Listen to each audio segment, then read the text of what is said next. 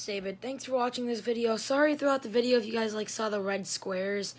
I had to do that to cover people's faces because I didn't realize how many people's faces I got in the video. And apparently, so I don't get in trouble, I can't show people's faces. So if you guys see the red squares, it's just trying to block off people's faces. But anyway, I did film this a while back.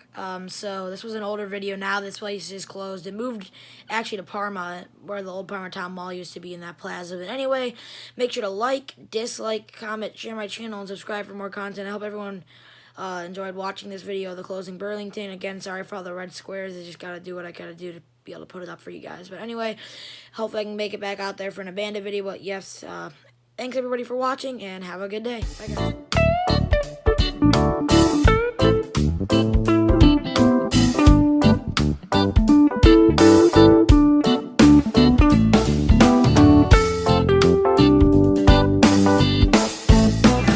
These